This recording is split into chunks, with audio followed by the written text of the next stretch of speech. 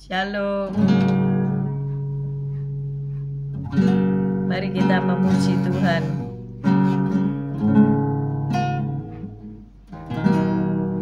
Inilah rinduku kepadamu,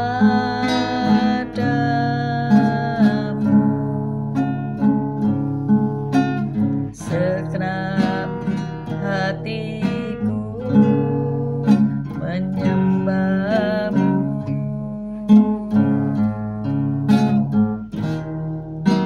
Seluruh hidupku memujimu.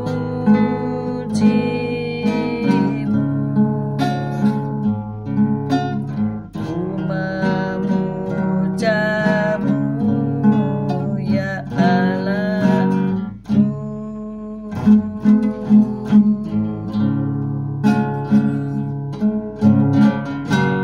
Ku berikan hatiku dan jiwaku, semuanya bagimu di dalam hidupku, di setiap waktu. Nyatakan jalanmu.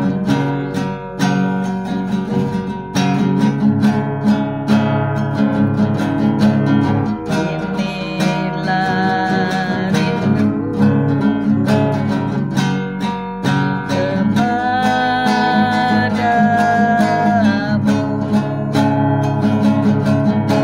segenap hatiku menyembahmu.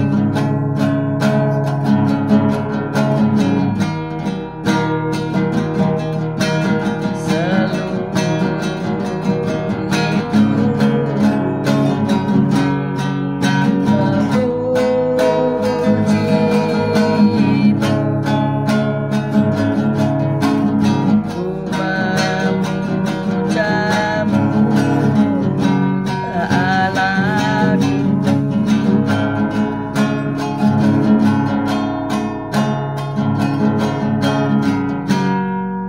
berikan hatiku dan jiwaku, semuanya bagimu di dalam hidupku, di setiap waktu. Nyatakan jalanmu. Ku berikan hatiku dan jiwaku, semuanya bagimu di dalam hidupku, di setiap waktu. Nyatakan jalanmu. Ku berikan hatiku dan jiwaku, semuanya bagimu di dalam hidupku, di setiap waktu. Nyatakan jalanmu. Nyatakan jalanmu. Nyatakan jalanmu. Haleluya, puji Tuhan. Haleluya. Selamat pagi Tuhan Yesus, Kau baik, Kau sungguh Allah, Kau yang sungguh sangat baik. Pagi hari ini Kau tetap menyertai kami di dalam siaran gembala, siaran renungan pagi hari ini ya Tuhan Yesus. Sebentar lagi kami baca firman-Mu, merenungkan firman-Mu. Kau buka hati pikiran kami agar kami dapat menerima firman-Mu. Berikan roh pengertian bagi kami agar kami mengerti akan firman-Mu, dan berikan iman yang kuat bagi kami agar kami dapat melakukan firman-Mu dalam kehidupan kami ya Tuhan Yesus. Kami serahkan kehidupan kami sepanjang hari ini bersama semua rekan-rekan peserta daripada renungan pagi hari ini ke dalam tangan-Mu, di dalam kuat kuasa-Mu, di dalam perlindungan-Mu, di dalam penyertaan-Mu. di dalam kasih-Mu, juga di dalam berkat-Mu ya Tuhan Yesus. Dan Kau telah berikan kesehatan, kekuatan bagi tubuh kami, agar kami dapat melayani Engkau lebih lagi. Dalam nama Yesus, kami sudah berdoa dan syukur. Amin, amin, amin. Haleluya. Shalom semuanya. Pagi. Haleluya. Shalom semuanya, selamat pagi. Mari kita baca Keluaran 34 ayat 4 sampai 10. Tema kita yaitu ketika Allah mengampuni.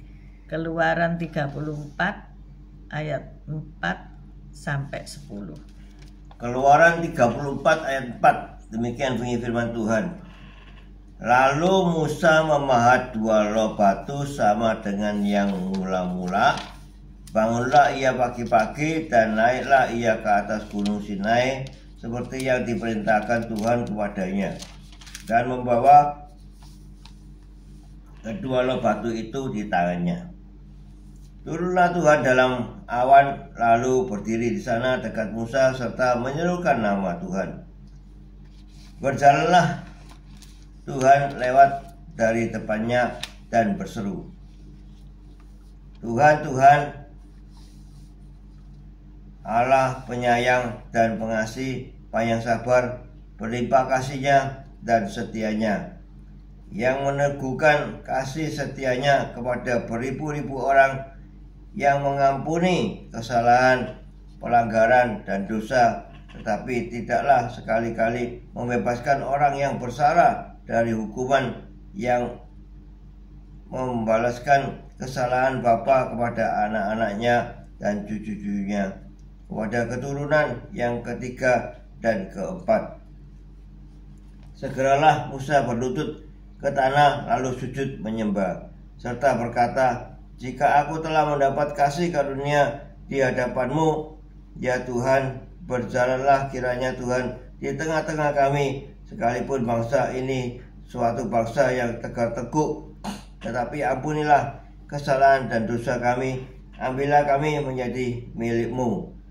Firman-Nya, sungguh aku mengadakan suatu perjanjian di depan seluruh bangsa-Mu ini, akan kulakukan perbuatan-perbuatan yang ajaib seperti yang belum pernah dijadikan di seluruh bumi di antara segala bangsa. Seluruh bangsa yang di tengah-tengahnya engkau diam akan melihat perbuatan Tuhan, sebab apa yang akan kulakukan dengan engkau sungguh-sungguh dahsyat. Amin. Amin, amin, amin. Allah Maha Pengampun. Amin. Amin.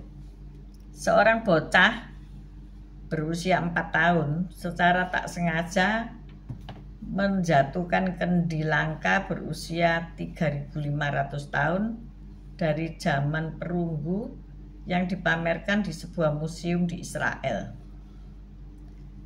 Namun respon yang diterimanya sungguh tak terduga. Pihak museum itu memaafkan perbuatan anak itu, bahkan mengundangnya untuk kembali datang ke museum itu. Rose Shafir, juru bicara Museum Hecht, menjelaskan bahwa sikap itu akan meningkatkan perhatian dunia pada proses restorasi dan bisa jadi menumbuhkan ketertarikan si anak terhadap sejarah dan arkeologi. Dengan kata lain, tindakan itu diyakini akan membawa pemulihan dan dampak yang positif. Jadi sebuah benda yang retak atau terjatuh dan pecah itu perlu direkatkan kembali dan direstorasi sehingga nggak nampak bahwa kendi itu pernah pecah ya. Bisa nggak merestorasi itu tanpa kelihatan? Pak Gem bisa nggak? Ya kalau seluruh pecahnya masih utuh ya bisa. Malangnya itu kalau kita punya benda kemudian pecahnya dibuang. Nah itu seringkali tempelan kulkas itu kan terjatuh ya. Tapi pecahnya ndak ada, jadi kita nggak bisa nempelin kembali. Mungkin bagi yang memecahkan itu nggak mikir ya, wis dibuang aja, mungkin nanti ibu ndak kelihatan gitu ya. Tapi ya tetap kelihatan bahwa itu cuil, gopil, atau pecah. Kalau pecahannya itu tidak dibuang, tentu bisa direstorasi kembali, disambung kembali. Tetapi kebanyakannya udah terbuang ya, nggak tahu di mana gitu. Nah itulah bedanya kalau kita ini jujur ya, pasti ya nggak disalahin orang pecah gimana ya. Nah seperti anak ini tadi pecah di sebuah museum dan itu usianya 3.500 sang kendi itu. Tentu kan ada ketakutan, tetapi ya sangat ya tak ternilai lah ya. Tetapi karena mereka itu mengerti supaya orang nggak takut ya. Saudara kalau ke museum takut nggak pegang-pegang, nggak usah ke museum lah. Saudara pergi ke toko keramik pecah belah gitu, tangan ini kan kepingin megang ya. Tapi saya selalu katakan ojo dipegang. Nanti kalau tangan ini sedikit tremor, itu bisa jatuh semua ya. Memegang berarti membelinya. Nah, memecahkan kan berarti membeli ya. Nah, disinilah bedanya ketika memecahkan di museum di Israel ini, tidak disuruh mengganti tapi dimaafkan. Karena apa? Kebagusan atau kepiawaian untuk merestorasi itu mereka miliki ya. Nah, kisah ini mengingatkan kita pada pernyataan Allah yang luar biasa tentang pengampunannya atas pemberontakan bangsa Israel. Berulang kali ya bangsa Israel itu memberontak. Ditolong, lupa, berontak lagi. Ditolong lagi, lupa, berontak lagi. Itu terus menerus berulang terus ya. Nah, mereka telah memberontak terhadap Allah dengan meminta Harun, saudara Musa, membuat anak lembu emas sebagai berhala untuk disembah. Kita baca Keluaran 32 ayat 1. Keluaran 32 ayat 1. Keluaran 32 ayat 1. Ketika bangsa itu melihat bahwa Musa mengundur-undurkan turun dari gunung itu, maka berkumpullah mereka mengerumuni Harun dan berkata kepadanya, "Mari, buatlah untuk kami Allah yang akan berjalan di depan kami, sebab Musa ini orang yang telah memimpin kami keluar dari tanah Mesir. Kami tidak tahu apa yang telah terjadi dengan dia." Amin. Amin, amin, amin. Jadi ketika ditinggalkan pemimpin, Harun membuat bangsanya menyeleweng ya. Ternyata faktor keberadaan bangsa Israel waktu di Mesir itu nggak bisa hilang ya. Walaupun mereka sudah melihat bahwa Tuhan menolong, membelah lautan, berjalan, kalau siang ada tiang awan, kalau malam ada tiang api, diberi makan mana di waktu fajar, terpelihara, baju dan kasut ndak usang. Tapi mereka nggak bisa melihat itu. Maka ketika sampai di Gunung Sinai, Musa naik menghadap Tuhan untuk mendapatkan hukum-hukum Taurat, maka mereka sudah nyeleweng. Nggak lama ya, mereka sudah nyeleweng nyembah, bikin patung-patung ya, patung-patung lembu emas. Nah, akhirnya marah ya, Musa marah. 2 loh batu itu dipecahkan pada kaki gunung itu ya. Nah, atas perintah Allah, Musa membawa 2 loh batu sama dengan yang mula-mula. Jadi bikin lagi ya. Bangunlah ia pagi-pagi dan naik ke atas gunung Sinai. Ayat 4 kita baca. Keluaran 14 ya. 34. Keluaran 34 ayat 34 ayat 4. 34 ayat 4. Lalu Musa memahat 2 loh batu sama dengan yang mula-mula. Bangunlah ia pagi-pagi dan naiklah ia ke atas gunung Sinai seperti yang diperintahkan Tuhan kepadanya, dan membawa kedua loh batu itu di tangannya. Kemudian kita lanjutkan ayat 6 sampai 7. Ayat 6. Berjalanlah Tuhan lewat dari depannya dan berseru, Tuhan, Tuhan, Allah penyayang dan pengasih, panjang sabar, berlimpah kasihnya dan setianya, yang meneguhkan kasih setianya kepada beribu-ribu orang, yang mengampuni kesalahan, pelanggaran, dan dosa, tetapi tidaklah sekali-kali membebaskan orang yang bersalah dari hukuman, yang membalaskan kesalahan bapa pada anak-anaknya dan cucu-cucunya, kepada keturunan yang ketiga dan keempat. Amin. Amin. Allah itu panjang sabar, kasih setia, penuh pengampunan. Tetapi akibat dari penyelewengan atau dosa itu tetap akan terjadi.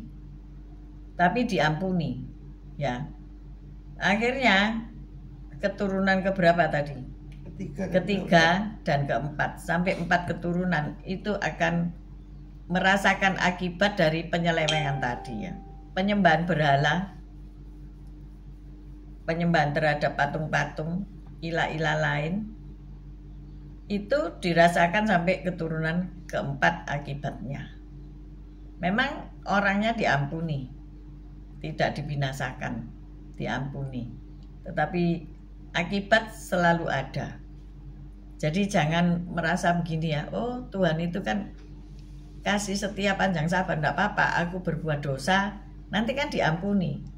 Memang diampuni, tetapi akibat dari perbuatan dosa itu akan berlanjut sampai keturunan keempat.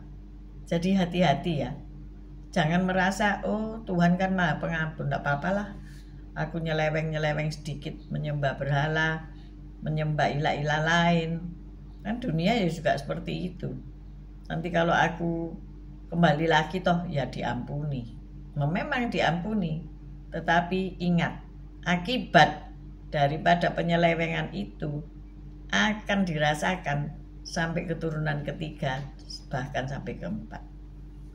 Maka dari itu seringkali kita melihat loh, orang tuanya itu loh, ya, setia kepada Tuhan, tetapi anak-anaknya hidupnya kok begini begitu. Nah, itu mungkin dulunya, ya, dulunya nenek moyang mereka adalah penyembah-penyembah berhala. Nah, memang kutuk itu tidak akan berlangsung terus-menerus ketika kita menerima Yesus Kristus sebagai Tuhan dan Juru Selamat, dan hidup setia dan taat berkenan kepada Tuhan. Jadi jalan satu-satunya adalah kembali kepada Sang Pencipta kita, menyembah Tuhan dalam nama Tuhan Yesus Kristus. Jadi Allah itu setia, panjang sabar, meneguhkan kasih setianya kepada beribu-ribu orang, yang mengampuni kesalahan, pelanggaran, dan dosa. Kita ingat Niniwe, kota yang bejat itu, diselamatkan enggak? Diselamatkan dengan pekabaran keselamatan dari Yunus, ya. Yunus memberitakan keselamatan. Maka mereka mau bertobat, mereka mau berdoa puasa, bahkan sampai binatang diajak doa puasa. Pertobatan seluruh bangsa. Tetapi apakah Niniwe tetap selamat? Ya. Di dalam perjalanan waktu, ketika berganti para pemimpin, berganti, lupa akan pertolongan Tuhan, lupa akan deklarasi-deklarasi mereka ketika bertobat. Sekitar 200 tahun kemudian, maka Niniwe dimusnahkan oleh Tuhan. Jadi hukuman tetap berlangsung, ya. Dalam hal ini memang dosanya diampuni, tapi ketika kembali berbuat dosa, ingat ya, Tuhan Yesus selalu ngomong begini, jangan berbuat dosa lagi. Ketika engkau sudah diampuni, dikatakan jangan berbuat dosa lagi. Jadi nggak ada ya, oh itu kan Tuhan panjang sabar kasih setia, enggak apa-apa kita berbuat dosa dituwuk-tuwuk no dia apa kan itu dipuas-puaskan ya, dipuas-puaskan berbuat dosa. Tuh ingat ya, kota yang sudah diselamatkan, kota yang sudah dibebaskan dari dosa, diampuni Niniwe, akhirnya hancur juga. Karena apa? Tidak tetap di dalam pertobatan. Maka pertobatan itu harus dikerjakan dari hari ke hari. Bertobat setiap hari. Apakah saudara merasa tidak bisa berbuat dosa lagi? Memang Roh Kudus akan menuntun kita supaya kita jalannya lurus, tidak berbuat dosa lagi. Tetapi kadang-kadang ada orang yang jatuh kepleset. Karena godaan dunia ini demikian luar biasanya. Nah, kalau menyadari, maka kembali ke jalan yang benar. Nah, disinilah pagi ini kita melihat bagaimana Allah mengampuni manusia itu sangat luar biasa. Memang diampuni ya, tapi hukuman itu tetap berlangsung. Ya. Sebab Allah juga adil ya. Ia adalah setia dan adil dan benar. Kalau enggak kan enak aja ya. Oh diampuni, oh dibebaskan, oh terus happy-happy gitu. Akibat daripada perbuatan itu mungkin akan dirasakan oleh anak cucu. Mungkin kehilangan harta benda, mungkin susah payah dalam bekerja, macam-macam lah hal apa yang dialami oleh anak cucu akibat daripada kutuk tadi. Akibat dari kesalahan dosa dari orang tua yang lalu, yang di atas kita. Kita nggak tahu loh mereka berbuat apa ya. Tapi yang jelas tentunya mereka ada di dalam penyembahan berhala.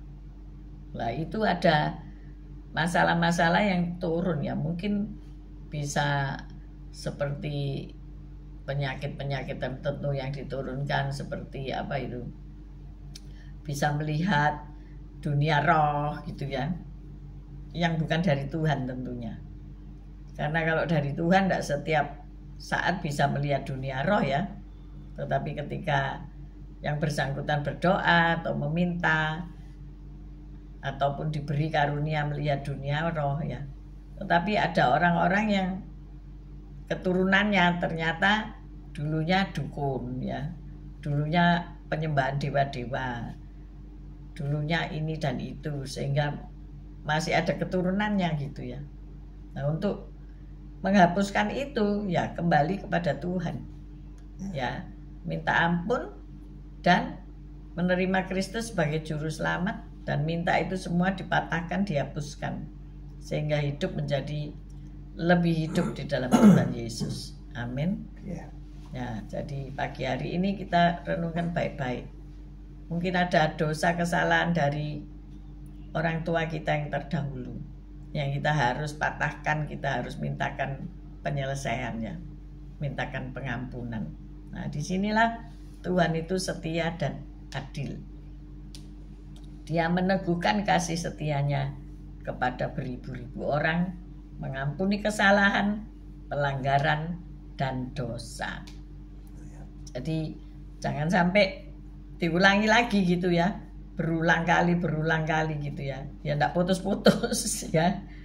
Ayo pagi hari ini yang kita sadar, oh iya ya aku salah. Oh iya ya aku masih ada dosa yang mengikat. Nah, minta Tuhan melepaskan. Amin. Amin. Mari kita berdoa. Haleluya. Ya Tuhan Yesus, terima kasih Kau sudah pimpin kami.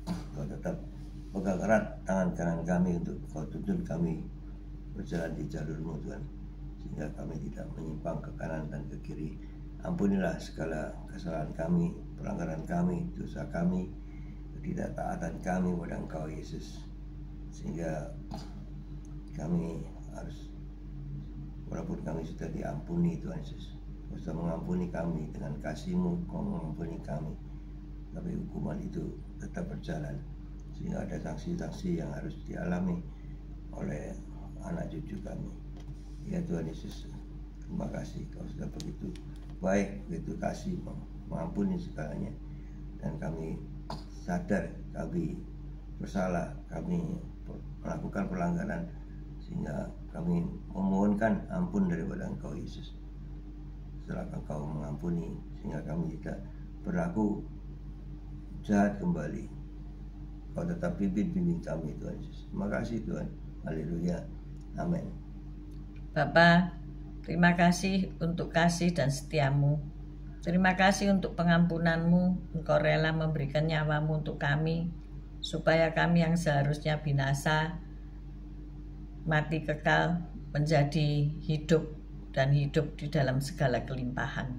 Terima kasih untuk segala berkat-berkat-Mu, teristimewa berkat firman Tuhan, sebagaimana sorgawi yang kami makan, kami renungkan, kami telan setiap hari. Menjadi kekuatan bagi kami, untuk kami berjalan di dalam Roh Kudus, untuk kami berjalan di dalam kebenaran firman Tuhan. Kami mengangkat kedua belah tangan kami untuk menerima berkat Tuhan. Tuhan memberkati engkau, Tuhan melindungi engkau, Tuhan menyinari engkau dengan wajahnya dan memberikan engkau kasih karunia.